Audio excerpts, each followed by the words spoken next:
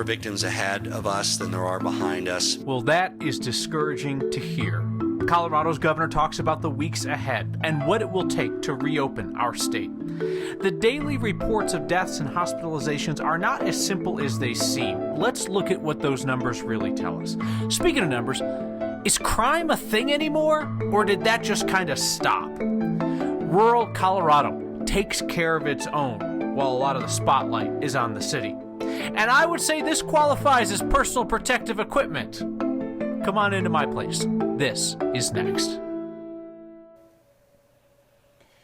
Hoping for a return to normal soon is asking to be disappointed. Listen to the state epidemiologists who are fighting COVID-19. Listen to Governor Jared Polis, and they are predicting that Colorado is going to ease back into something that resembles normal life. Last night in our town hall, the governor said that we're going to be waiting on a vaccine, maybe 18 months before we're packing into ballparks and big churches again. Today, the governor stressed that Coloradans' continued social distancing can influence the path of the pandemic between now and April 26, when we expect to lift the stay-home order. Coloradans know, well, in general, there's going to be a way that we can go back to work and live in a way that's more sustainable than to stay at home. It's not sustainable for anybody. It's so frustrating. We just need to do it for a couple weeks here and get through this.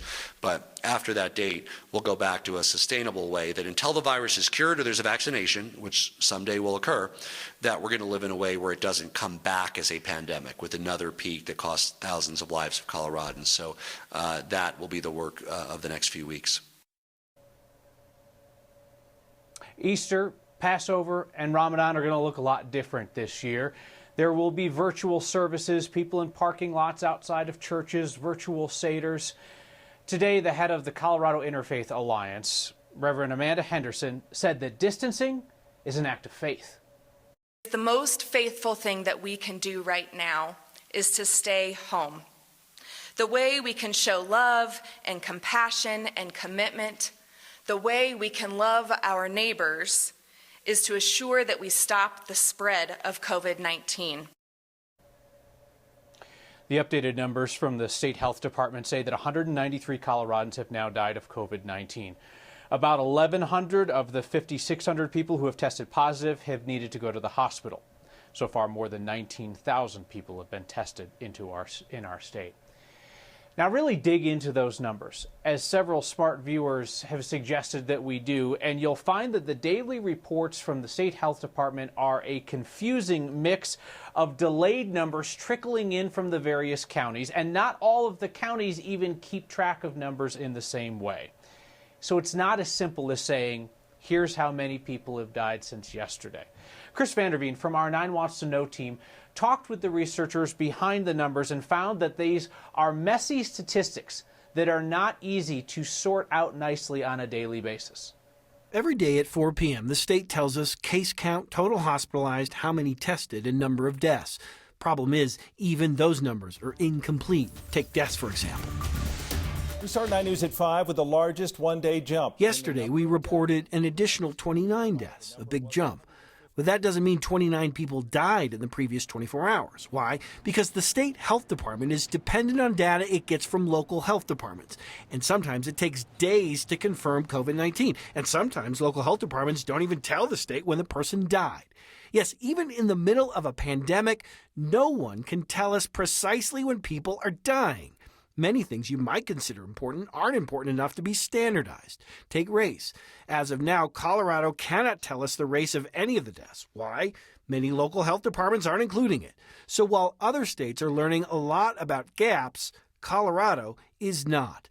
And until there is more standardization in what must be reported, there simply won't be a better way to tell what's taking place on the ground in the middle of a stay-at-home order, in a state emptied due to fear of a virus it does not yet understand.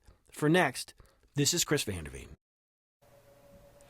16% of Coloradans are late on this month's rent. That is the number from a group that represents landlords across our state. They surveyed their members to come up with that number. Last night, we directly asked Governor Polis if he would support a rent freeze so that people would not be responsible for this month's rent if they don't have income. Other than freezing evictions, the governor would not commit to that. Our next question comes from Adrian Snyder in Thornton.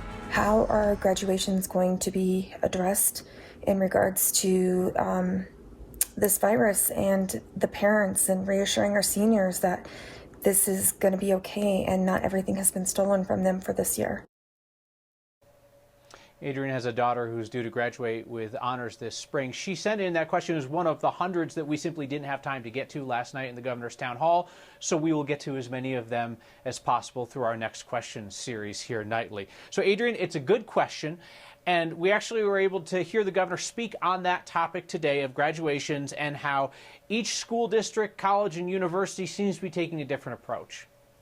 Some are hopeful that the students will be able to return physically in some way with social distancing at some date early summer.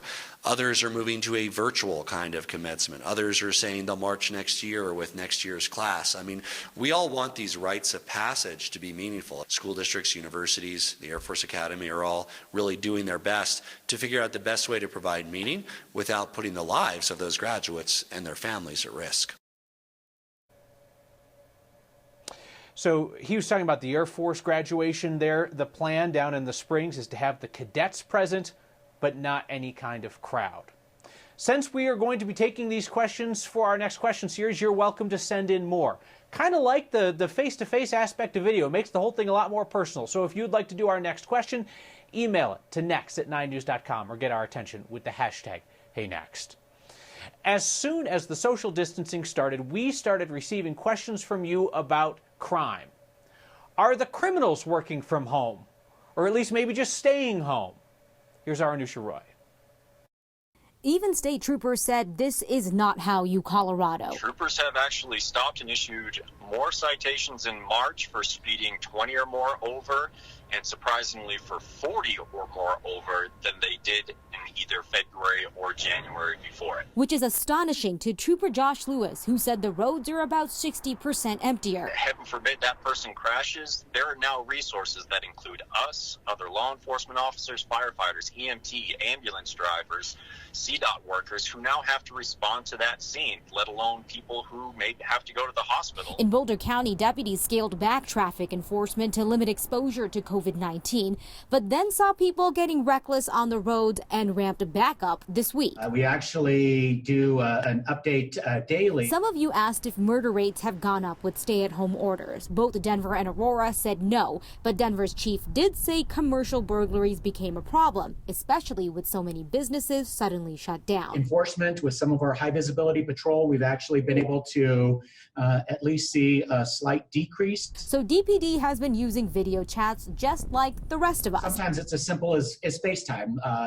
Let's take a look at the front of your building. The tricky thing about numbers, though, is truly understanding them. Like the fact that domestic violence calls dipped in Denver when comparing last month to March of 2019. We're worried that people are afraid to report now that they are in confined quarters, if you will.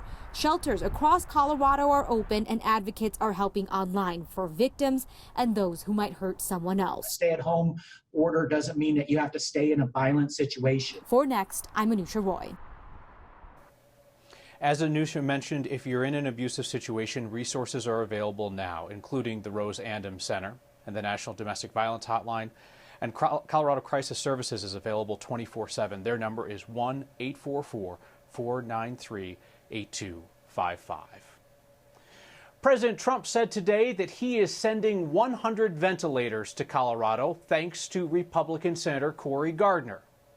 That is the only sentence that is going to appear in the political ads this fall, because people who follow the news know that Governor Jared Polis, a Democrat, says that the federal government actually blocked Colorado's attempt to purchase 500 ventilators. So instead, we will be getting 100 of them. And the president is directing our appreciation to his political ally, who is up for re-election this fall.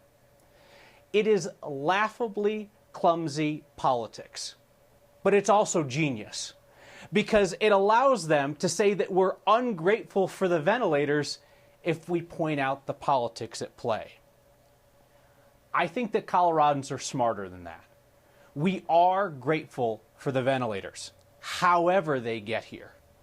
And if the only way to do it was for President Trump to get the control and for Cory Gardner to get the credit, for Coloradans to get their ventilators, well, then at least everybody is getting what they desperately need.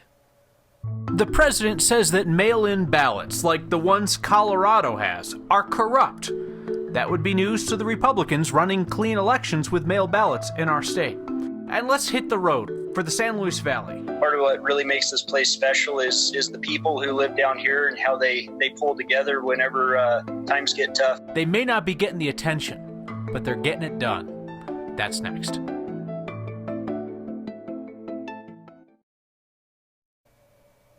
Colorado Democrats felt the burn twice, but the rest of America's Democrats weren't feeling it in quite the same way, and so Senator Bernie Sanders of Vermont ended his presidential campaign today. Sanders had Colorado's largest rallies of this Democratic primary season, and he won here on Super Tuesday, but his strong lead in the race evaporated when all the establishment Democrats got behind Joe Biden. And Bernie, he's been all but done ever since Super Tuesday when Biden won 10 out of 14 states. Almost half of Colorado's voters participated in a party primary. 3/4 of us in the last presidential election, almost all of us by mail. President Trump said that Republicans across the country need to fight mail-in ballots for the general election, even though the president himself acknowledged that he recently voted by mail. He said today that mail-in balloting, quote, doesn't work out well for Republicans. Politics guy Marshall Zellinger looks at mail-in balloting in Colorado. Drop boxes and mail ballots are the norm in Colorado. Ever since the law was signed in 2013, Colorado's had a way to hold an election despite a pandemic. What could other states learn from Colorado? Everything. Amber McReynolds helped craft Colorado's mail-in ballot system while she was Denver's elections director. I think what COVID has exposed is a lot of states that have relied heavily on in-person voting at assigned government locations on election day have high risk involved in what that looks like. The way Colorado votes was brought up by a viewer in last night's 9 News town hall with Governor Jared Polis. What can Colorado do to expand the mail-in ballot nationally? Yeah, so to me, it's weird even watching why this is controversial in some states. Frankly, if either party thinks that they're going to lose just because people are voting, that's a problem for that party. One of the advantages Colorado has is that we adopted the process gradually. Republican Wayne Williams has run elections as El Paso County Clerk and overseen elections as Colorado Secretary of State. He supports mail-in ballots with the right process in place, like proper signature verification to combat the idea of voter fraud.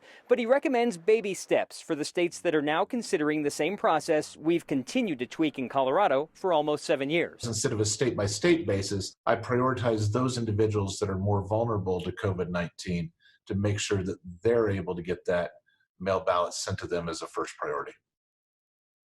There are now 8 states that have some form of primarily mail-in ballots, so Colorado is among the minority of the states. The hiccup here would be if multiple states try to get mail-in ballots at the same time, because there's only so many vendors that can do this. Like, not every vendor is going to be in the same state that mails and delivers and produces the mail-in ballots, Kyle. So you'd have to give the vendor some time to be able to make sure that the voter gets their ballots. Look, we've had this process for almost 7 years. We still have some issues getting voters their mail-in ballots. It's so interesting, though, Marshall, to see this described as like this really contentious partisan issue at the national level, because I feel like a lot of Coloradans are just like, yeah, I drop off where I mail my ballot. Life goes on.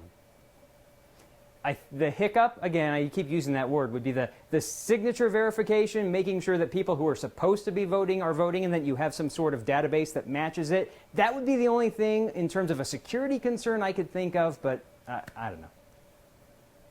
Yeah, plus they shouldn't accept the Xerox copies. That's a bad idea.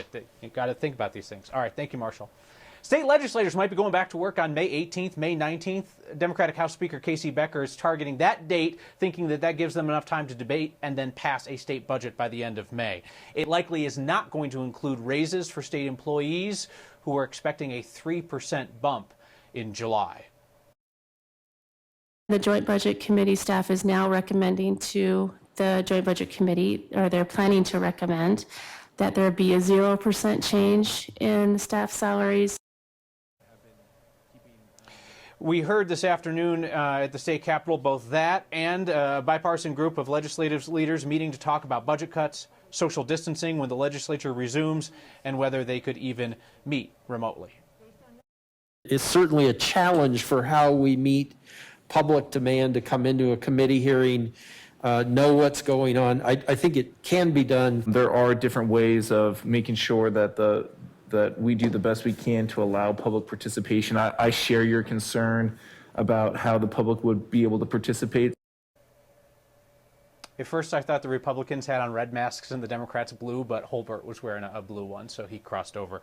To approve remote legislating, lawmakers would have to show up at least once in person to vote for it. If two-thirds like the idea they could do some work from home, they likely would not be voting or debating from home. Hospital employees in a rural part of Colorado were running low on protective equipment. Then their neighbors came through for them. And we see him rolling. We're not hating. We're applauding this kid's ingenuity. Next.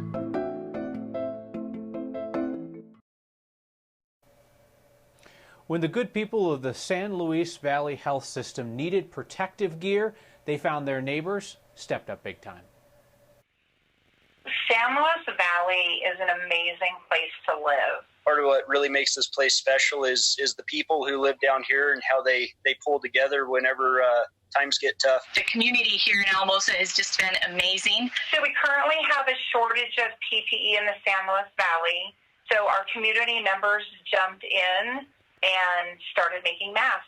It's really been incredible to see the response. It was a huge group effort. We have some local companies that joined in. No, it's definitely not our normal course of business. I mean, we're a bicycle shop and outdoor retailer. Normally, this laser is cutting out fabric for the couches that we build. We custom build couches here. So I talked to my husband, Randy, and said, we have a laser. We could cut out all the pieces for the masks to be sewn. She needed help with the filters, and basically we disassembled air filters, like furnace filters. So these are reusable masks. The filter's a one-time use. We can pull the filter out. We can launder and wash the mask and be able to use them again. So it's been a lot of businesses and individuals all coming together to make this happen. We have a great community. They come together in tough times. They put each other first. We've been highly supported, and we just appreciate their support. Good people in, for my money, the most beautiful spot in Colorado. Sir Isaac Newton was the genius who came up with the law of motion. Isaac of Arvada is a young genius who has come up with his own law of motion while we are under the stay-home order. That and a first for next, a piece of feedback from somebody who's no longer with us.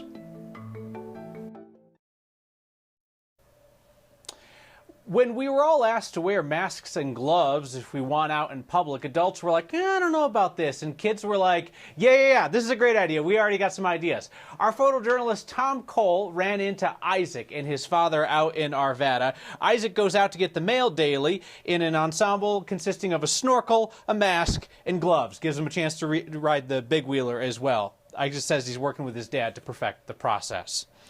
Our feedback tonight comes from something that I found in my grandfather's papers earlier today from 1942. It was what he wrote at the top of his notes from Navy Hospital Corps School. It applies to our times. Be quiet, keep cool, don't get excited. Do the best you can with the facilities at hand. Advice from 1942, pretty applicable, I would say. I'll see you next time.